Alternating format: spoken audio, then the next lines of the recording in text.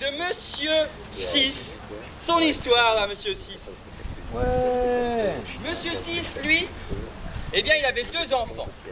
Petit 6 à l'endroit et petit 6 à l'envers. 9.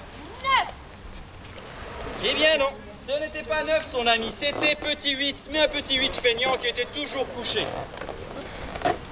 Ce petit 8 couché était très mauvais en mathématiques.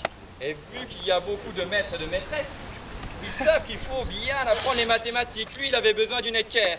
Malheureusement, il l'avait oublié, alors il a été voir petit 6 à l'envers, lui a demandé, mais pensez-vous, petit 6 à l'envers était tellement mauvais qu'il ne savait même pas c'était quoi une équerre. Il a dit, va voir plutôt petit 6 à l'endroit. Il y est allé, et le sage petit 6 à l'endroit lui a donné son équerre. Il a pu enfin repartir chez lui, mais là, paf, il a trébuché. Merci pour la participation. Il a trébuché et son équerre s'est cassé. Oula, il était de mauvaise humeur, alors il a dit un gros mot, 2 gros mots, 3 gros mots. Je vous les dirai pas parce que c'est des gros mots, alors faut pas répéter les gros mots. Il était tellement en colère qu'il a dit un gros mot énorme. Finalement, il s'est contenté de dire un gros mot, 2 gros mots, et finalement, fini les gros mots. Il en avait assez, mais ce qu'il avait appris en disant ces gros mots, c'est que celui qui lui avait cassé son équerre, c'était le petit lutin. Ah ouais.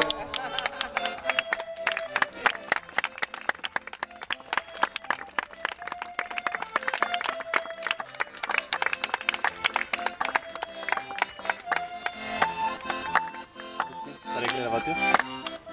Ben.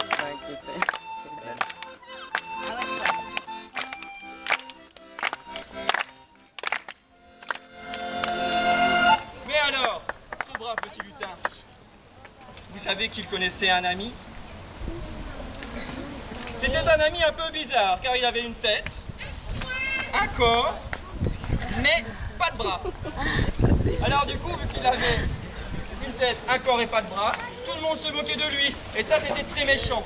Même quand il était petit, on se moquait de lui. Et quand il était grand, personne ne voulait l'écouter parce qu'il était différent. Alors, on l'a mis dans une prison, enfermé. Et sa seule compagnie, c'était 2 gardiens qui se moquaient de lui en plus. Ces 2 gros gardiens méchants, ils lui jetaient des noyaux de cerises. Heureusement, ils ne le vivaient pas trop souvent, ils étaient trop loin. Pour ce petit bonhomme, eh bien, il lui est arrivé quelque chose d'étrange. Il a pu se libérer grâce à la pluie et aux inondations. Merci, car il a plu. Il a énormément plu autour de la prison. C'est ce qui a permis de casser les murs. Et il a pu s'enfuir, ce petit bonhomme, avec son ami, le petit chien.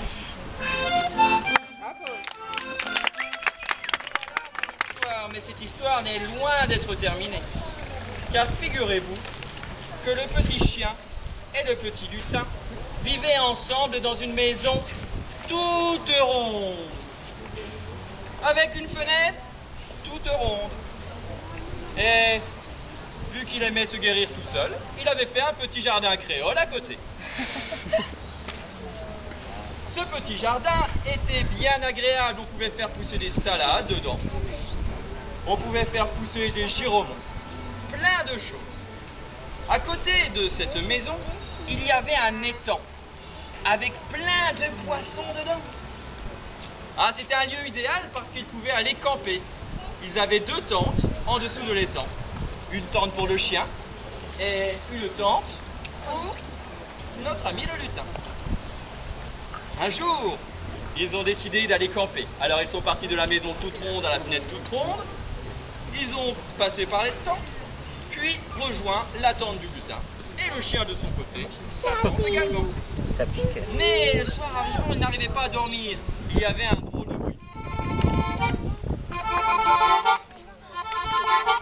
Il y avait une fuite dans l'étang. Le lutin était voir, de l'eau s'échappait de l'étang. Que faire? Il n'y avait qu'une seule solution, c'était d'appeler le chien à la rescousse pour aller boucher l'étang avec plein de cailloux, des pierres, du sable, tout ce qu'ils trouvaient. Finalement, ils ont pu rentrer dans leur tente et dormir sur leurs 2 oreilles. Mais au matin, vous savez ce qu'ils ont vu? Un petit pique-bœuf.